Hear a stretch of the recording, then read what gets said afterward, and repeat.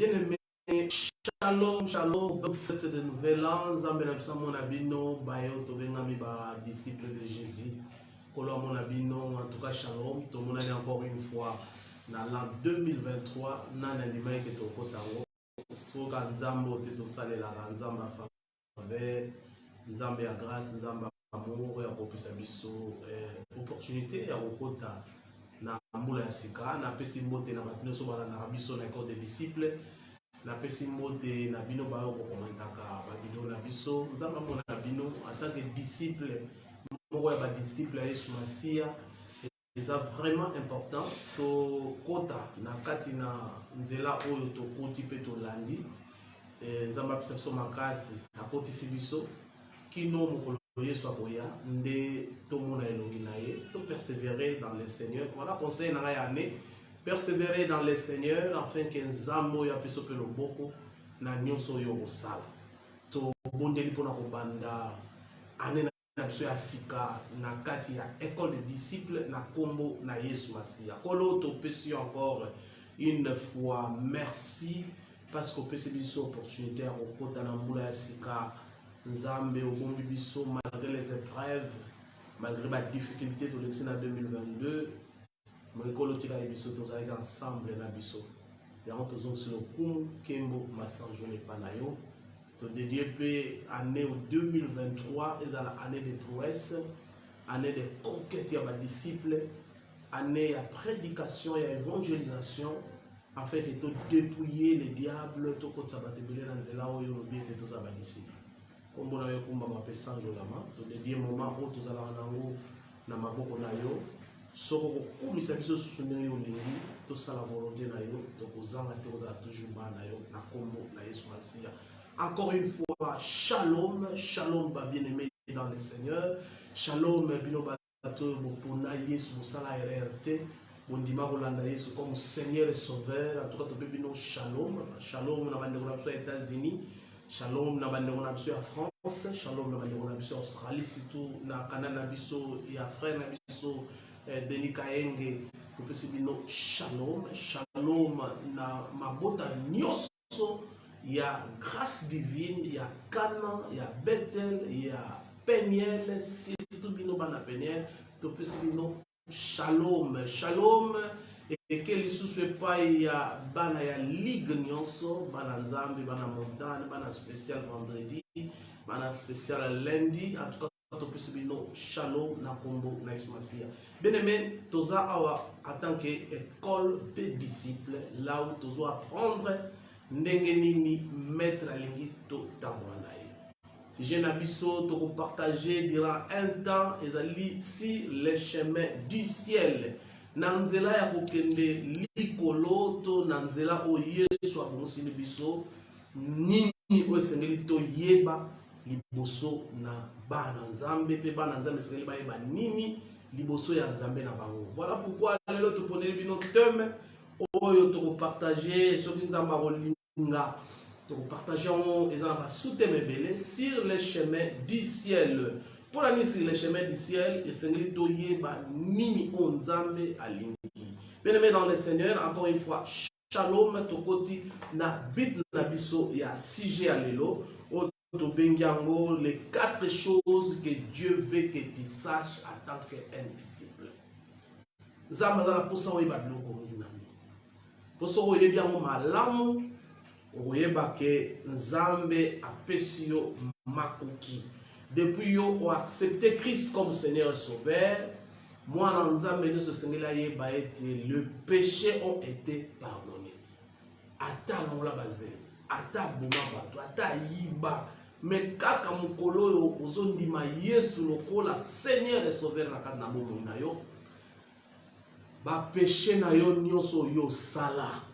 Nzambe alimbisi yango. Alimbisi yango à travers quoi? Alimbisiango à travers la croix de Jésus. Ce qui s'est passé dans la croix, c'est une grande chose que les chrétiens doivent savoir, ni le cas de la croix. La croix pour nous signifie le paiement de dette pour natina na péché. Tant que nous avons la croix, nous avons que Jésus a foutu nyongo ya masumo oyo Adam kotisa biso na likambo toyeba te biso pe tokoti na makambo yango. Donc esengeli mwana nzambe nyonso à comprendre.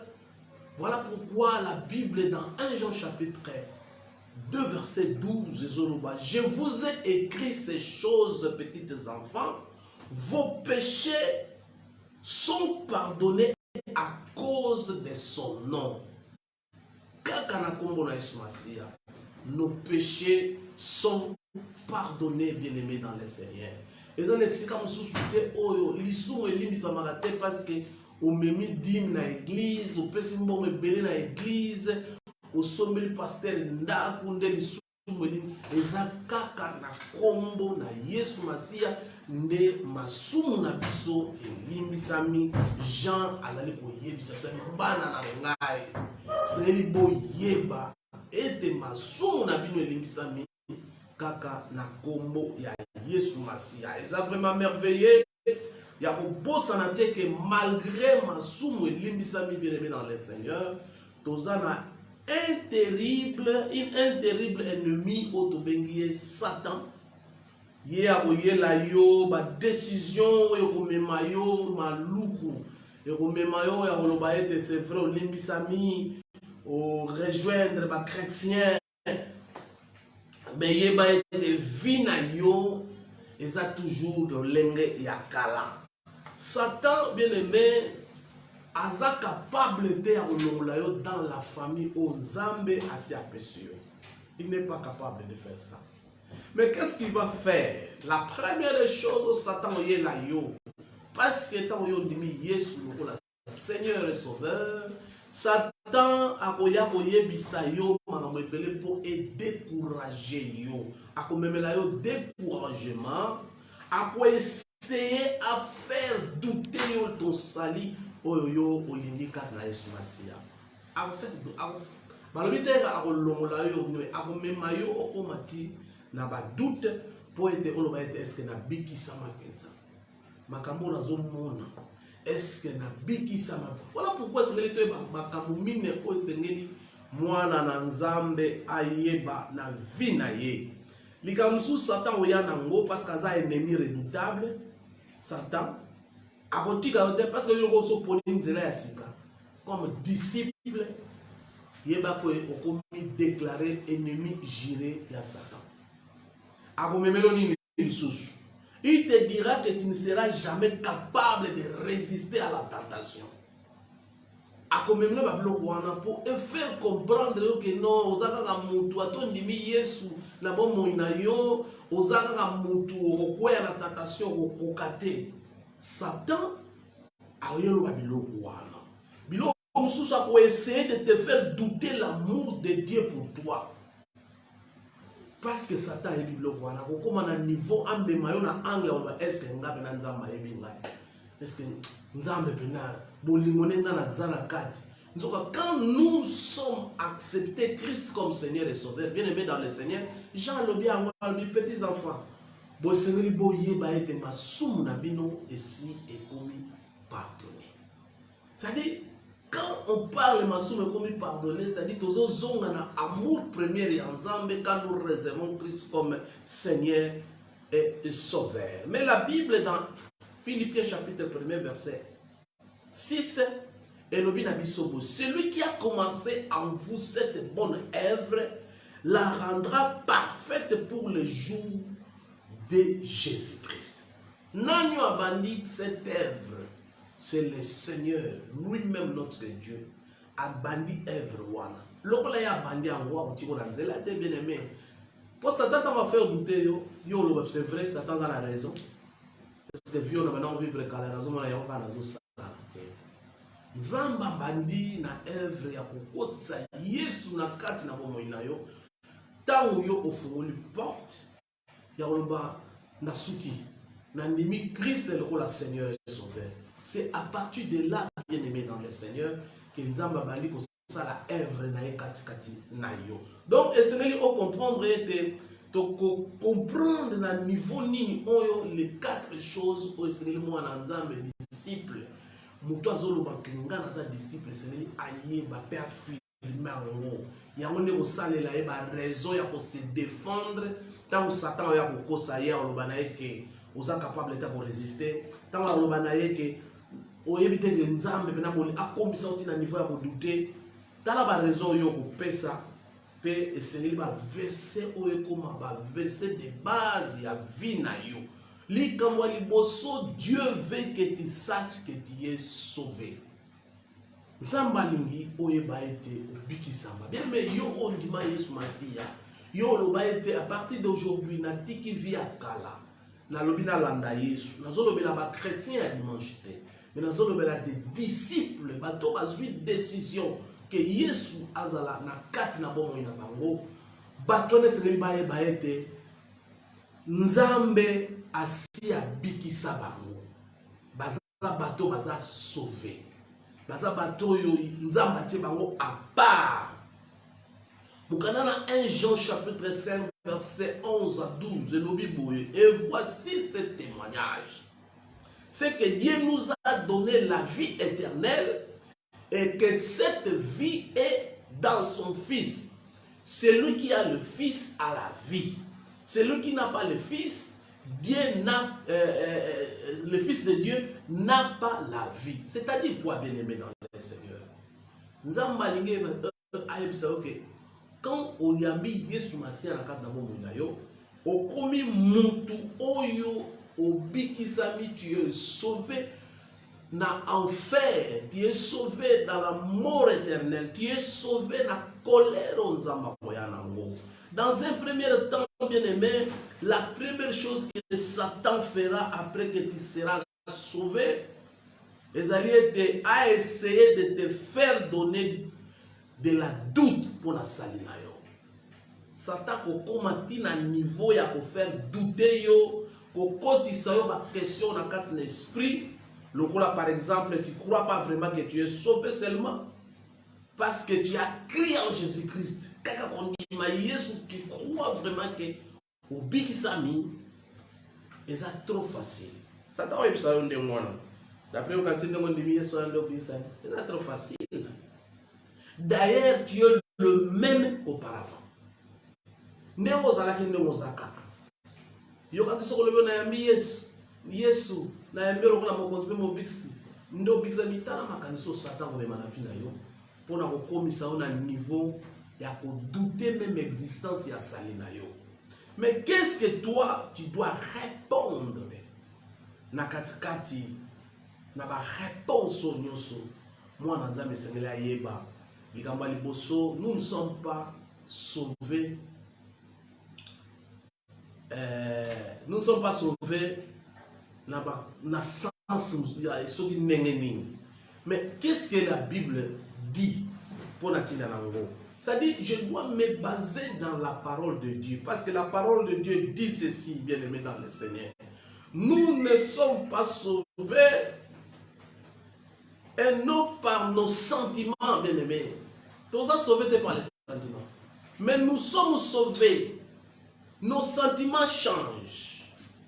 Mais la parole de Dieu ne change pas.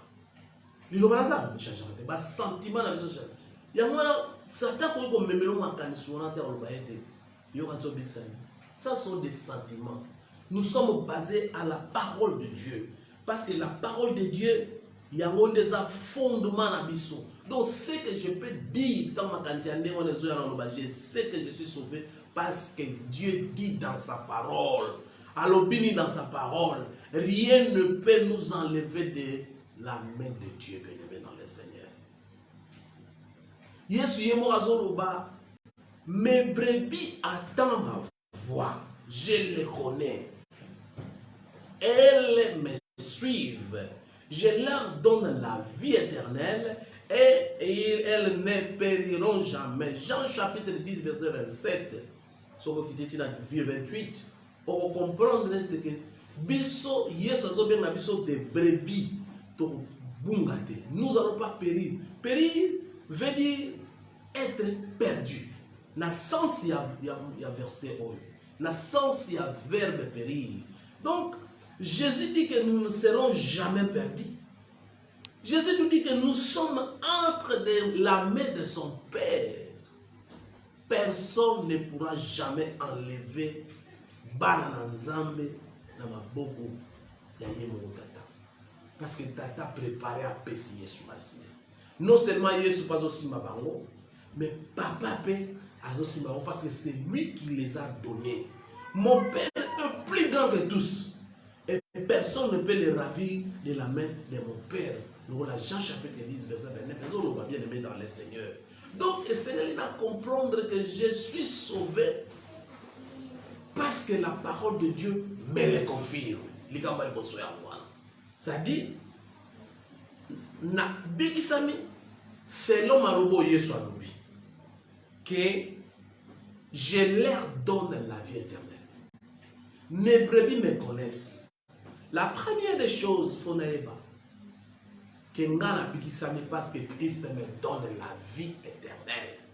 Et cette vie n'a pas périr mon côté. Yami balé bien aimé on nzamba lingi yo yeba na vie na yo. Nzamba lingi aeba que tu peux vaincre la tentation. La tentation est dans six positions où mon ignorant na devant toi. Donc si tu le là sur la tentation bien aimé. Et ça va biloko satana ya kanango. Satana azalo ko ba pecho ba teka ba biloko na nzela. Aïe par proposition. C'est ce que nous appelons la tentation, bien aimé la Seigneur. Satan a obligé au ça, mais aïe pour tenter parce qu'il faut y être. Le commis chrétien, cela ne veut pas dire que tentation comme notre maître lui-même a été tenté. Mais la Bible nous dit à quoi il y a la tentation. C'est-à-dire, il faut s'attendre. La tentation est là, mais nous devons vaincre la tentation parce que Atamoïne aïe n'a pas six positions. Moukana 1 Corinthiens chapitre 10 verset 13 le Bible. Aucune tentation ne vous est survenue qui n'ait été humaine et Dieu qui est fidèle ne le permettra pas que vous soyez tentés au-delà de vos forces. Mais avec la tentation, il prépare aussi les moyens d'en sortir, afin que vous puissiez les supporter. Bon, bien aimé dans le Seigneur, aux amours en ensemble. Mais tu es chrétien, ose vivre peut-être dans la défaite. C'est vrai, mais ose vivre dans les défaites. Ose toujours il y a des péchés dans la vie où il faut se débarrasser. Ça, c'est le diable. Mais yo moi ensemble, il faut comprendre. Surtout le but analyser ces longs versets. Il y a 1 Corinthiens chapitre 10, verset 13. La première des choses, c'est que aucune tentation ne vous est survenue qui n'a été humaine. C'est-à-dire que vous avez yo pesi et si bato mususu ba leka na banzo bato ba leka bato ekobo Joseph aleka na ba pesa mutu mbongo po abikisa mutu Eli ba leka na ngo ça dit tentation ya forme nyonso fuka melanga pona peso bokonzi Yesu aleka na ngo alonga ngo ça dit ya Bible le na biso aucune tentation ne vous est survenue qui n'a été humaine. Cela veut dire que les autres sont tentés par la même chose que toi, mais ils ont vaincu. Et donc, vous allez comprendre. Il y a mis parler dans 4 versets où vous allez comprendre que même s'il y a la tentation, Dieu est fidèle à Otika Yote. Et l'Irobanine. Nzamba Otika jamais yo parce qu'il a promis et tu peux compter sur la fidélité de Dieu. C'est-à-dire, même si problème au satana l'action manteka ngandela benga o manteka veste da chango elongi. Dieu est toujours fidèle à quoi abandonner à cause de sa fidélité. Yami Satu ne permettra pas que vous soyez tentés au-delà de vos forces. Nous avons fidèle à permettre yo te ba tenter yo au-delà de tes forces. Cela veut dire que Dieu promet qu'il ne permettra pas que tu sois tenté au-delà de ce que tu ne peux pas supporter. Oyo ko supporter te, nzamba ko champe liboso na ote. Ata Satan alinga sala, to moni likambi na Job. Job, muta permettre manyo la Job ezanza. Ba permettre yé, balobi kosimba amte. Satan moya kene na mama ama ezate parce que na limite. Nzambe pe akopesa ba biloko oyo ayebi ke makasi me suka awa opesa pe makambo na ndenge makasi na yo esuki. La quatrième des choses, c'est que nous avons versé au bien-aimé dans le Seigneur. Mais avec la tentation, il le prépara aussi les moyens d'en sortir afin que vous puissiez la supporter. Et mon bani. Et vous voyez que des Nzambe a préparé toujours un moyen, il y a aucune tentation. De manière que Ozala, Mouto Koué n'a qu'à dans ma soumité. Parce que vous êtes fidèles, vous êtes moins en Nzambe. Donc, verset, ils vont apprendre les bisous. Mais ils vont permettre de comprendre que Satan essaye parfois de nous faire penser que nous avons péché simplement parce que nous avons été tentés de faire une chose terrible. Mais Timothée 1 chapitre 7 est l'objet boyé bien-aimé dans le Seigneur. Ce n'est pas un esprit de timidité que Dieu nous a donné, mais un esprit de force, d'amour, de sagesse. Donc, nous avons besoin de force pourquoi? Pour vaincre la tentation. Et cet esprit de timidité, il y a soit timidité, pour ce il n'y a pas vanité. C'est l'esprit de force qui est sur chaque nabiso pour vaincre la tentation, bien-aimé dans le Seigneur. Troisième point, au Seigneur, moi, disciple de Jésus-Christ, aïe, sur le chemin du ciel. Otokoti nanzela ya rozala chrétien, nanzela ya rozala disciple. Au Seigneur, oye bandisusu dans ta vie, ezali, Dieu veut que tu saches qu'il te pardonne quand tu auras péché. Même si tu es un pécheur, pardonne pour comme un chrétien, pour comme un disciple. Même si tu es disciple, il arrive parfois au quoi il y a namason, il va être nzambe après toujours pour nous pardonner. Donc, il y a un moment où 1 Jean chapitre 1 verset 9 et 8. Si nous confessons nos péchés, Dieu, il est toujours fidèle et juste pour nous les pardonner et pour nous purifier de toutes iniquités. Dans la grandeur et l'amour de notre Dieu, il est vrai que nous n'avons pas péché, mais il peut arriver que tu puisses. Mais Nzambe là, par la tentation, s'il arrivait que tu au courrier, au boss à la tête, l'amour de Dieu fini pour moi. Confesse ton péché. Confesse ce que tu as fait. Nzambe, par Naé, c'est sa fidélité. Par Naé, c'est la justice. Parce qu'il est toujours juste. Quand quelqu'un confesse ce qu'il a fait devant lui, reconnaisse dans la confession, à reconnaître, bien-aimé dans le Seigneur, que j'ai péché devant Dieu, que j'ai péché devant mon Père. Je dois dire ce que j'ai fait. C'est alors Dieu est juste et fidèle pour toi. On n'a pas. Quand bien même, on sera malade, ma belle, quand bien même, pour regarder ma camoise, les chrétiens ne sont pas supposés faire de telles choses. Nzambe, ata Satan a mis mais Nzambe a toujours prêt pour nous pardonner, bien-aimés dans le Seigneur. Quand nous péchons, nous pensons à nos péchés et ça passe.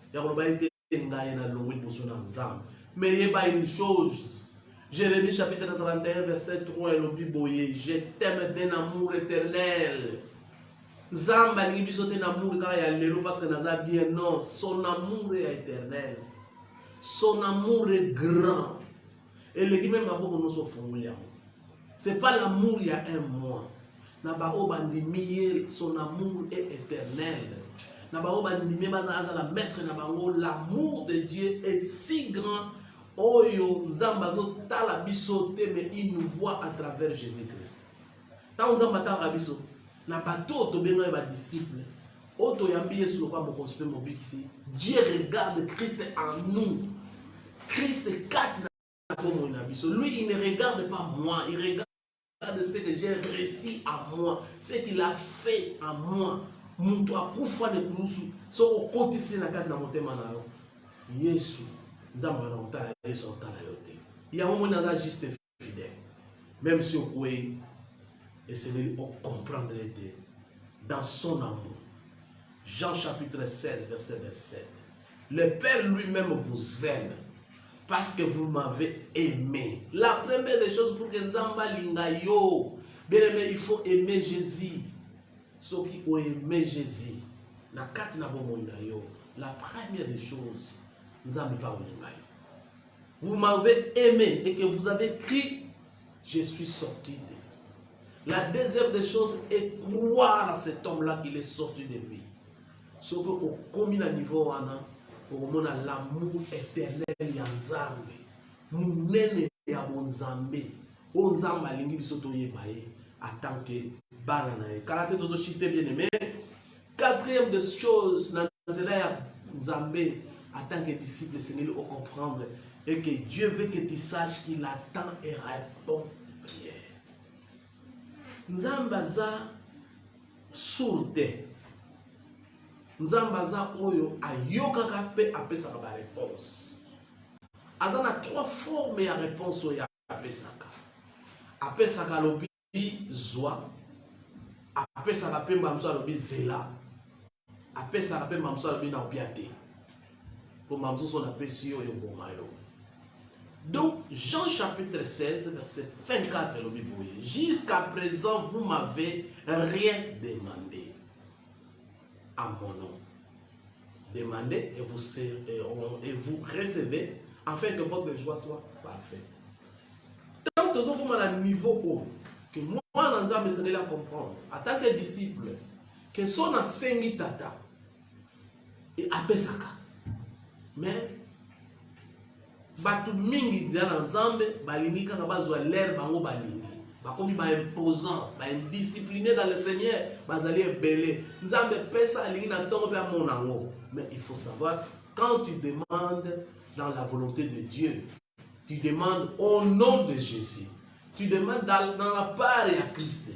Où il va procéder, où Seigneur dit, au comprendre. Satan, il essaiera toujours pour décourager. Tant où il est ça matin, alors on a dit on est sur un côté dans la pression bas. Et là, Satan il va comprendre que pas naïe, ce qu'on sait aux huit balamoko. Mais tant que bateau bazoa en balamoko, on a conditionné. Conditionné bazoa. Dieu ne s'occupe pas vraiment de toi. Il se soucie le moindre de toi. Il ne permet pas que tout cela t'arrive. Mais Nzambe Oyo atika abiso na champ libre pour te koma. Moi Nzambe yeba ete Nzamba lingwa yebisa yo disciple que soto sengi ba prière na yo en tant que disciple. Pourquoi? Parce que la Bible, ils ont confirmé, ils sont dans 1 de Pierre, chapitre 5, verset 7, ils ont pas déchargez-vous sur lui de tous vos soucis, car lui-même prend soin de vous. Si vous avez dit, vous avez supporté vraiment, vous avez dit, vous avez communiqué, vous avez mis la radio, vous avez la télévision, vous avez mis la salle, vous avez mis la liche, vous avez mis la stade. Christ a le bien, déchargez-vous de tout souci. Chrétiens, disciples, soucis, les autres, ça décharge Jésus-Christ. Déchargez à mes pas Yesu. Yesu n'a pas forme ni n'a pas appelé ça yo. Il y a besoin de Jean chapitre 16 verset 24 le jusqu'à demander et vous recevrez afin que votre joie soit parfaite.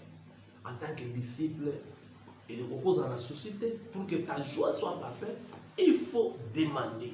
Dieu promet de répondre à nos prières. Si nous avons un péché dans notre vie que nous ne voulons pas abandonner, mais si nous faisons ce qui lui plaît, Dieu nous donnera ce que nous demandons.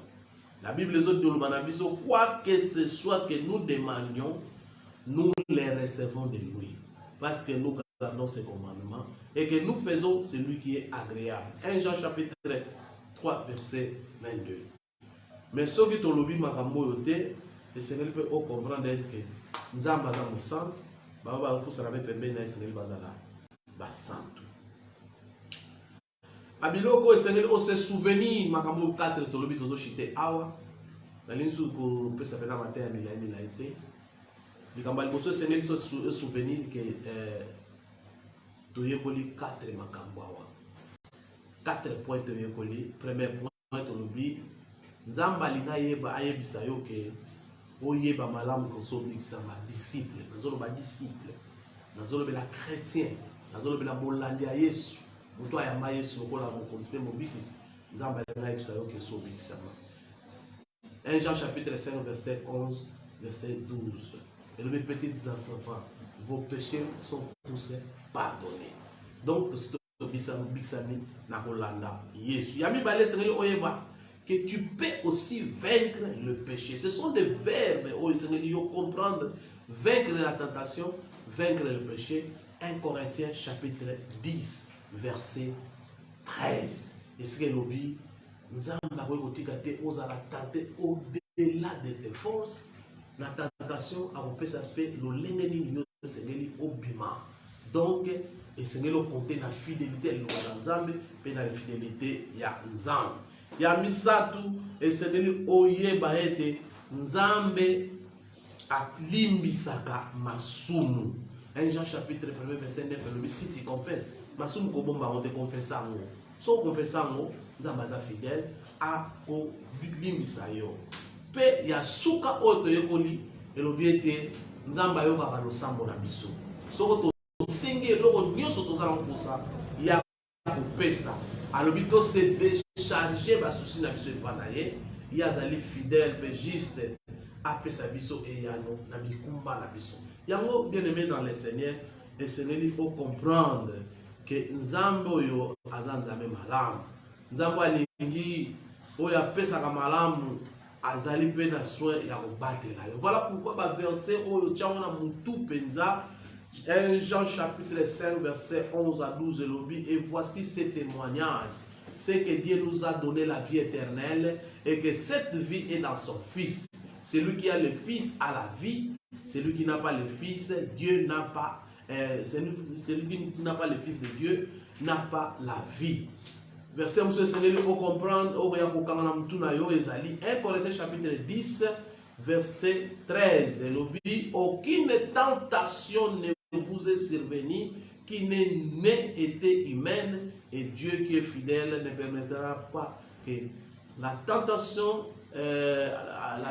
il prépare aussi les moyens d'en sortir, afin que vous puissiez la supporter. Verset Moussou, c'est le comprendre, il y a en tant que disciple, les alliés verset 1 Jean chapitre 1 verset 9, si tu confesses tes péchés, Nzambe na part na fidèle juste. Il y a pour pardonner, pour justifier. Et verset à Souka, où c'est comprendre tout tangi, et jusqu'à présent vous m'avez rien demandé à mon nom. Makamunyo so senga na komba Yesu kasi. Libala senga na komba Yesu, mayele senga na komba Yesu, ndako senga na komba Yesu. Yesu avait atisi ko ngana bilo rebele me bino senga na minute. Demandez et vous recevez, en fait que votre joie soit parfaite. Voilà pourquoi pour la leloto suki awa bien aimé dans le Seigneur, to pese bino sous shalom na mabota, to pese bino sous shalom na ba famille. Ce qui nous va permettre de to kokuta na mbala ya sima ya to kangi misu na biso pona ko komisa Nzambe. Seigneur, merci pour na exhortation, première exhortation il y a 2023.